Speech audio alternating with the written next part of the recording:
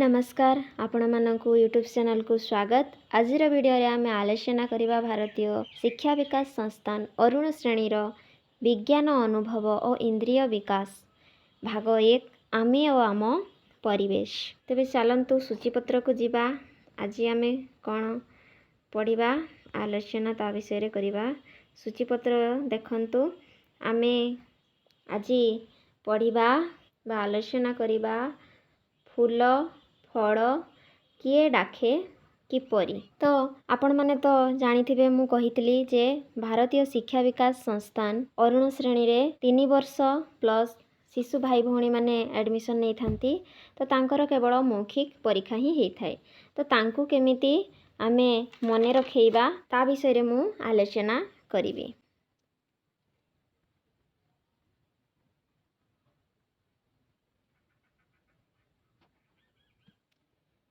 ताहले देखंतु आज आमे पढ़िबा फूल। प्रथमे तो मने रखिबे जे छोट शिशु भाई भौणी माननकु आपण पढ़ेइबा माध्यम रे जेमिति आपण तांकु कहिदेबे धड़ा रंगर फूल टगर मल्ली ए भलिया कहिदेले सेमाने जेते शीघ्र मने रखि पारिबेनी। तांकु जदि आमे फूलटिए देखेइकी आमे कहिबा ताहले सेमाने शीघ्र मने रखिदेबे जे ए फूलर ना होची टगर। फूलटिए देखेइकी ए फूलर रंग होची धड़ा, ए रंग को आमे धड़ा रंग कहि थाउ ताहले सेमाने निहाती शीघ्र मने रखि पारंती। तो तांकु जदि प्रैक्टिकली देखेइकी आपण माने तांकु कहिबे ताहले सेमाने मने रखिबे। ताहले आउ नहले देखंतु किछि चित्र दिया हिची। चित्र माध्य आपण माने देखेइकी तांकु कहि पारिबे जे देखंतु एठी जेमिति दिया हिची मंदार फूल हला से एटा होची मंदार फूल। ए भड़िया भावरे कहिले से माने खूब शीघ्र मने रखिबे। ताहले चित्र देखेइकी शिशु को पढ़ेइबे ताहले से माने शीघ्र मने रखि पारिबे। आउ से माने मौखिक परीक्षा रे पचारिले से माने आराम रे उत्तर कहि पारिबे। तबे देखंतु प्रथमे अछि हमर धड़ा रंगर फूल। धड़ा रंगर फूल होची कोगुडा टगर आउ मल्ली। जदि शिशु को आमे टगर फूल मल्ली फूल फोटोचित्र किंबा गछरु तोड़ी आनिकी जदि थाए देखेइले से माने शीघ्र मने रखि पारिबे जे ये होची टगर फूल, यार रंग होची धड़ा। मल्ली फूल को देखिकी तांको मते हमें कहि परिबा ये होची मल्ली फूल, ये यार रंग होची धड़ा रंग। से भलिया देखंतु एठी नाली रंगर फूल। नाली रंगर फूल मंदार आउ गोलाप एगुड़ा होची नाली रंगर। तांको जदि आमे मंदार फूलटिए देखिकी कहबा एटा होची मंदार फूल, यार रंग होची नाली, ताले से माने सहजरे आउ शीघ्र मने रखिबे। गोलाप फूलटी देखिकी तांको कहबा जे एटा होची गोलाप फूल, यार रंग होची नाली, ताले से माने खूब शीघ्र मने रखि पारिबे। तापरे आसिला हळदिया रंगर फूल कनियर सूर्यमुखी। तांको कनियर फूल बा सूर्यमुखी फूल देखिकी तांको कहिबे जे यार रंग होची हळदिया रंग, ये होची कनियर फूल, ये होची सूर्यमुखी फूल। किंबा आपण माने फोटोचित्र मध्य देखिकी तांको कहि परिबे ताले खूब शीघ्र से माने मने रखिबे। पानी रे फुटुथिबा फूल। पानी रे को फूल फुटी थाए? पद्म फूल, कई, नील कई एगुड़ा होची पानी रे फुटी थाए। गाँ पोखरी रे थिले शिशु माननकु आपण माने देखै परिबे जे ये होची पद्म फूल, ये कई फूल, ये नील कई बोली तांको चिन्हट करी पारिबे। किंबा फोटोचित्र माध्यम रे आपण माने देखैकी तांको मने रखि पारिबे। सूर्य उदय हेले फूल फुटुथिबा फूल।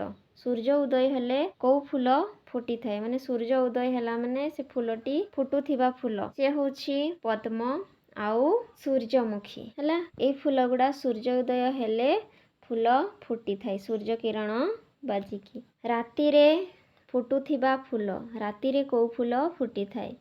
मल्ली आउ गंगशिउड़ी माने होची राती रे फुटी थांती। बास्ना होउथिबा फूल। बास्ना को फूल गुड़ा बास्ना ही थाए? मल्ली फूल, कई, जुई, चंपा, रजनीगंधा एही फूल गुड़ा बहुत सुंदर बास्ना ही थाए। बास्ना नथिबा फूल पड़ास फूल। ପଳାଶ ଫୁଲ ଫୁଟିଲେ ବହୁତ ସୁନ୍ଦର ଦେଖାଯାଏ। ପୁରା ମନମୋହର ଫୁଲ, ମାନେ ତାଙ୍କୁ ଦେଖିଲେ ବହୁତ ସୁନ୍ଦର ଦେଖାଯାଏ, ବହୁତ ଆନନ୍ଦ ଲାଗିଥାଏ, କିନ୍ତୁ ତା'ର ବାସ୍ନା ନାହିଁ। ସେ ଫୁଲର ନାଁ ହେଉଛି ପଳାଶ ଫୁଲ। ପିଲାମାନଙ୍କୁ ଏଇଭଳି ଭାବରେ ଆପଣମାନେ ଫଟୋଚିତ୍ର ଦେଖେଇକି ତାଙ୍କୁ ମନେ ରଖେଇବେ। ଇଏ ଯେମିତି ସୂର୍ଯ୍ୟମୁଖୀ ଫୁଲ, ତାଙ୍କୁ ଦେଖେଇକି କହିବେ ଇଏ ହେଉଛି ସୂର୍ଯ୍ୟମୁଖୀ ଫୁଲ, ଇଏ ହେଉଛି ହଳଦିଆ ରଙ୍ଗର, ତାହେଲେ ସେମାନେ ଶୀଘ୍ର ମନେ ରଖିବେ।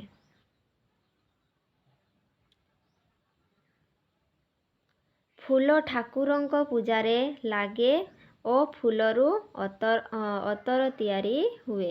ଫୁଲ ହେଉଛି ଠାକୁରଙ୍କ ପୂଜାରେ ଆମେ ବ୍ୟବହାର କରିଥାଉ, ଆଉ ଏଇ ଫୁଲରେ ଆମେ ଅତର ତିଆରି କରିଥାଉ। ଶିଶୁଙ୍କୁ ମନେ ରଖେଇବେ। ତାପରେ ଆସିଲା ଫଳ। ଶିଶୁଙ୍କୁ କିଛି ଫଳ ଚିତ୍ର ଦେଖେଇବେ ଆଉ ତାଙ୍କୁ ପଚାରିବେ ଏ ଫଳର ନାଁ କ'ଣ। ଇଏ ଯେମିତି ହେଉଛି ଆମ୍ବ। ତାପରେ ଶିଶୁଙ୍କୁ ପଚାରିବେ ଏ ଫଳର ନାଁ ହେଉଛି ସପୁରୀ ପଣସ। ତାପରେ ଏ ଫଳର ନାଁ ହେଉଛି କଦଳୀ। ଏଇଭଳିଆ କିଛି କିଛି ଫଳ ଯଦି ଆମେ ଦେଖେଇକି ଶିଶୁଙ୍କୁ ପଚାରିବା, ତାହେଲେ ସେମାନେ ଶୀଘ୍ର ନାଁ ମନେ ରଖିଥାନ୍ତି ଏବଂ ଫଳ ଗୁଡ଼ିକୁ ଚିହ୍ନିଥାନ୍ତି। ତେବେ ଚାଲନ୍ତୁ ଆଜି ଆମେ ଏଇ ଫଳ ବିଷୟରେ କିଛି ଆଲୋଚନା କରିବା, ଶିଶୁଙ୍କୁ ସହଜରେ ମନେ ରଖେଇବା। ମିଠା ଲାଗୁଥିବା ଫଳ। କେଉଁ ଫଳ ଗୁଡ଼ା ମିଠା ଲାଗିଥାଏ? ଆମ୍ବ, କଦଳୀ, ପିଜୁଳି। ଏଇ ଫଳ ଗୁଡ଼ା ହେଉଛି ଆମର ମିଠା ଫଳ। ଆମେ ଖାଇଲେ ମିଠା ଲାଗିଥାଏ। ଆମ୍ବ ଖାଇଲେ ଆମକୁ ମିଠା ଲାଗିଥାଏ, କଦଳୀ ଖାଇଲେ ମିଠା, ପିଜୁଳିଟା ମିଠା। ଖଟା ଲାଗୁଥିବା ଫଳ। ଲେମ୍ବୁ, ତେନ୍ତୁଳି, କରବଙ୍ଗା। ଏଗୁଡ଼ା ହେଉଛି ଖଟା ଲାଗୁଥିବା ଫଳ। ଲେମ୍ବୁ ଶିଶୁଙ୍କୁ ଯଦି ଘରେ ଥାଏ ତାହେଲେ ତାଙ୍କୁ ଟିକେ ଚାଖିବା ପାଇଁ ଦେବେ, ସେ ଜାଣିବେ ଯେ ଏଇ ଜିନିଷଟା ଖଟା। ତେନ୍ତୁଳିଟା ଖଟା, କରବଙ୍ଗା ଫଳଟି ଖଟା।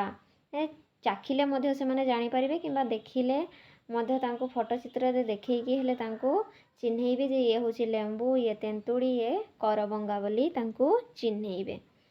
କଷା ଲାଗୁଥିବା ଫଳ। ଅଁଳା ଆଉ ହରିଡ଼ା। ଏଇ ଫଳ ଗୁଡ଼ା ହେଉଛି କଷା ଫଳ। ଆମେ ଯଦି ତାକୁ ଖାଇଥାଉ କଷା ଲାଗିଥାଏ। ଆଚାର କରାଯାଉଥିବା ଫଳ। କେଉଁ ଫଳକୁ ଆମେ ଆଚାର କରିଥାଉ? ଲେମ୍ବୁ, ଆମ୍ବ, ବରକୋଳି।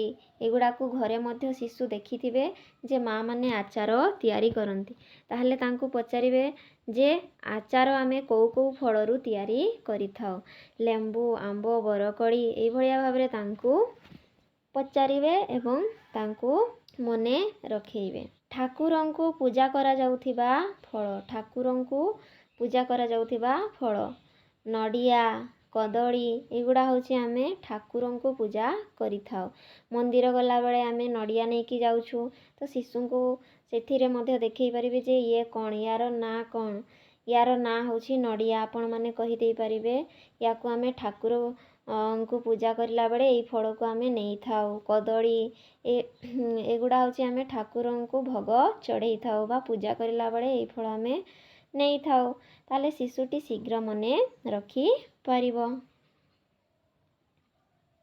ଉପର କଣ୍ଟା ଥିବା ଫଳ। ଉପରେ କଣ୍ଟା ଥିବା ଫଳ। ପଣସ। ତାଙ୍କୁ ପଣସ ଦେଖେଇକି ପଣସ ଚିତ୍ର, କିମ୍ବା ଘରେ ଯଦି କେବେ ପଣସ ନେଇକି ଆସୁଥିବେ ତାହେଲେ ସେ ପଣସକୁ ଦେଖେଇକି ତାଙ୍କୁ ଚିହ୍ନେଇବା ଯେ ଇଏ ହେଉଛି ପଣସ, ୟାକୁ ପଣସ କୁହାଯାଏ। ଏ ଫଳର ନାଁ ହେଉଛି ପଣସ, ଆଉ ଉପରେ କଣ୍ଟା କଣ୍ଟା ରହିଥାଏ। କଞ୍ଚା ଓ ପାଚିଲା ଖାଉଥିବା ଫଳ।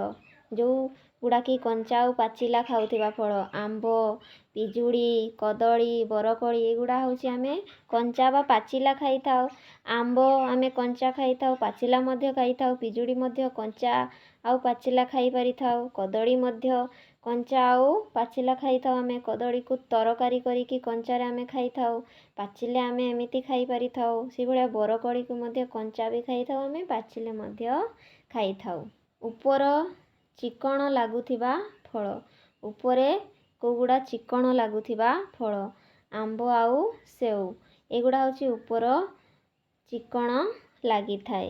ପୁରା ଚିକଣିଆ ଟାଇପ୍ର ଧରିଲେ ଲାଗିଥାଏ। ଶିଶୁଙ୍କୁ କେବେ ସେଉ କିମ୍ବା ଆମ୍ବ ଘରେ ଯଦି କେବେ ଆଣୁଛନ୍ତି ତାହେଲେ ତାଙ୍କୁ ଧରେଇକି ଶିଖେଇବି ଯେ ଇଏ ହେଉଛି ଚିକଣ ଲାଗିଥାଏ। ଉପରଟା ତାର ଚିକଣ ରହିଥାଏ। କାହାର? ଆମ୍ବ ଆଉ ସେଉର। ଉପର ଖଦଡ଼ା ଲାଗୁଥିବା ଫଳ। ଉପର ଖଦଡ଼ା ଲାଗୁଥିବା ଫଳ ଯେମିତିକି କଣ୍ଟା କଣ୍ଟା ଲାଗୁଥିବ, ପଣସ ଫଳ ଯେମିତି, ଆଉ ସପୁରୀ, ପଣସ ଏଗୁଡ଼ା ହେଉଛି ଉପର ଅଂଶଟା ଚିକଣ ନଥାଏ, ଖଦଡ଼ା ଲାଗୁଥାଏ। ତାଙ୍କୁ ଶିଖାଇ ପାରିବେ ଏଇଭଳି ଭାବରେ। କେତେକ ଫଳକୁ ପରିବା ରୂପେ ବ୍ୟବହାର କରାଯାଏ, ଆଉ କେତେକ ଫଳକୁ ଆମେ ପରିବା ରୂପେ ବ୍ୟବହାର କରିଥାଉ। ଯେମିତିକି କଦଳୀ ଆଉ ପଣସ ଏଗୁଡ଼ାକୁ ଆମେ ପରିବା ରୂପେ ବ୍ୟବହାର କରିଥାଉ। କଦଳୀକୁ ଆମେ କଞ୍ଚା ଖାଇପାରିଥାଉ ତରକାରୀ କରିକି, ପଣସକୁ ମଧ୍ୟ ଆମେ କଞ୍ଚା ଖାଇପାରିଥାଉ ତରକାରୀ କରିକି। ପରିବା ଭାବେ ଆମେ ମଧ୍ୟ ଏଇ ଦୁଇଟି ଫଳକୁ ଆମେ ଖାଇ ପାରିଥାଉ। ଏଇଭଳିଆ ଶିଶୁଙ୍କୁ ମନେ ରଖେଇବେ। ନେକ୍ସଟ ଚାପ୍ଟର ଦେଖନ୍ତୁ, କିଏ ଡାକେ କିପରି। ଆମର ବିଭିନ୍ନ ପଶୁପକ୍ଷୀମାନେ ବିଭିନ୍ନ ପ୍ରକାର ରାବ କରିଥାନ୍ତି। ତ ଶିଶୁଙ୍କୁ ଶିଖାଇବେ ଯେମିତିକି ଘର ପାଖରେ ଗାଈ ଥିବ, ସିଏ ହାମ୍ବା ରଡ଼ି କରୁଥିବ, ସେ ଜାଣିଯିବ ଯେ ଗାଈଟି ହାମ୍ବା ହାମ୍ବା ରଡ଼ି ଛାଡ଼ିଥାଏ। ଛେଳି ଦେଖିଲେ ସେ ଜାଣିଯିବ ଯେ ଛେଳିଟି ମେ ମେ କରିଥାଏ। ସେଇଭଳିଆ ଫଟୋଚିତ୍ର ମଧ୍ୟ କିଛି ପ୍ରାକ୍ଟିକାଲି ତାଙ୍କୁ ଶୁଣେଇବେ ଆଉ ଦେଖେଇବେ। ଏମିତି ଘରେ ଯଦି କୁକୁଡ଼ା ଥିବ ତାଙ୍କୁ ପଚାରିବେ କୁକୁଡ଼ାଟି କିପରି ଶବ୍ଦ କରେ, ସିଏ କହିପାରିବ ଯେମିତି କକ୍ କକ୍ ଏଇଭଳିଆ। କୁକୁରଟି କେମିତି ଭୋକେ, ଭ ଭ। ସେଇଭଳିଆ କିଛି ପଶୁପକ୍ଷୀଙ୍କର ରାବ ଡାକ କିପରି ତାଙ୍କୁ ଜଣେଇବା ଆଉ ଚିହ୍ନେଇବା କିଛି ଦେଖନ୍ତୁ। ପ୍ରଥମେ ତ ଆମେ ଚିହ୍ନେଇବା ପଶୁପକ୍ଷୀଙ୍କୁ। ଏଠି ଯେମିତି ଅଛି ଆମର କୁକୁର, ଇଏ ହେଉଛି କାଉ, ଇଏ ଗାଈ, ଇଏ କୁକୁଡ଼ା, ଇଏ ଛେଳି, ଆଉ ଇଏ ବିରାଡ଼ି ବା ବିଲେଇ ଆମେ କହିଥାଉ। ତାହେଲେ ତାଙ୍କୁ ଏଇ ଫଟୋଚିତ୍ର ଦେଖେଇକି ପଚାରିବେ ଯେ ଗାଈଟି କିପରି ରଡ଼ି କରିଥାଏ, ସେ ହାମ୍ବା ହାମ୍ବା କହିବେ। ସେଇଭଳିଆ ତାଙ୍କୁ ଫଟୋଚିତ୍ର ଦେଖେଇକି ତାଙ୍କୁ ଯଦି ଆମେ ପଚାରିବା ତାହେଲେ ସେମାନେ ସହଜରେ ମନେ ରଖିପାରିବେ। ତେବେ ଚାଲନ୍ତୁ ଏବେ ଦେଖିବା ଦିଆହେଇଛି କ'ଣ ଏଠି, କିଏ ଡାକେ କିପରିରେ ଦିଆହେଇଛି ଗାଈ। ଗାଈ କେମିତି ଡାକେ ବା ରଡ଼ି ଛାଡ଼ିଥାଏ, ହମ୍ବା ହମ୍ବା। ସେଇଭଳିଆ ଛେଳି ମେ ମେ। ସେଇଭଳିଆ ବିଲୁଆ ହୁକେ ହୋ। ସେଇଭଳିଆ କୁକୁର ଭ ଭ। ତାପରେ ସେଇଭଳିଆ ବିରାଡ଼ି ମ୍ୟାଉଁ ମ୍ୟାଉଁ। ଏଇଭଳିଆ ତାଙ୍କୁ ଶିଖେଇ ପାରିବେ। ସେଇଭଳିଆ ଦିଆହେଇଛି ଏଠି ଆମର କାଉ କା କା, କୋଇଲି କୁହୁ କୁହୁ ଏଇଭଳିଆ ରାବ କରିଥାଏ। କୁକୁଡ଼ା କକ୍ କକ୍ ଏଇଭଳିଆ ରାବ କରିଥାଏ। ତାହେଲେ ପିଲାମାନଙ୍କୁ ଏଇଭଳିଆ ଚିତ୍ର ଆଉ କିଛି ପ୍ରାକ୍ଟିକାଲି ତାଙ୍କୁ ଶିଖେଇଲେ ସେମାନେ ଶିଖିବେ। ତାପରେ ଦେଖନ୍ତୁ ଏଠି ଦିଆହେଇଛି ଗୋଟେ, ଡାକ ଭଳି ଭଳି ସ୍ନେହ ଭରା, କେଡ଼େ ମିଠା ଲାଗେ ଶୁଣିଲେ ପରା। ଡାକ ଭଳି ଭଳି ବିଭିନ୍ନ ପ୍ରକାର ଡାକ ଆଉ ସ୍ନେହ ଭରାର ଡାକ କେଡ଼େ ମିଠା ଲାଗେ ଶୁଣିଲେ ପରା। ଶୁଣିଲେ ଆମକୁ ସତରେ ବହୁତ ମିଠା ଲାଗିଥାଏ, ଭଲ ଲାଗିଥାଏ ସ୍ନେହ ଭରା ଡାକ। ସେଇଭଳିଆ ଯେମିତି ମା ସ୍ନେହରେ ପୁଅକୁ ଡାକନ୍ତି ଧନରେ, ମା ସ୍ନେହରେ ଝିଅକୁ ଡାକନ୍ତି ମାରେ। ସେଇଭଳିଆ ସ୍ନେହରେ ଡାକିଥାନ୍ତି, ସ୍ନେହ ଭାବରେ ଆମକୁ ବହୁତ ମିଠା ବା ଆନନ୍ଦ ଲାଗିଥାଏ। ଧନ୍ୟବାଦ। ଆଶା କରୁଛି ଭିଡ଼ିଓଟି ଭଲ ଲାଗିଥିବ। ଯଦି କେଉଁଠି ତ୍ରୁଟି ରହିଯାଇଥିବ ଆପଣମାନେ କମେଣ୍ଟ କରିକି ନିହାତି ଜଣେଇବେ। ମୁଁ ସେ ଭୁଲକୁ ସୁଧାରିବା ପାଇଁ ଚେଷ୍ଟା କରିବି। ଆଉ ଭିଡ଼ିଓଟି ଭଲ ଲାଗିଥିଲେ ଲାଇକ୍, ସେୟାର, ସବସ୍କ୍ରାଇବ୍ କରିବାକୁ ଭୁଲିବେ ନାହିଁ। ଧନ୍ୟବାଦ। ଜୟ ଜଗନ୍ନାଥ।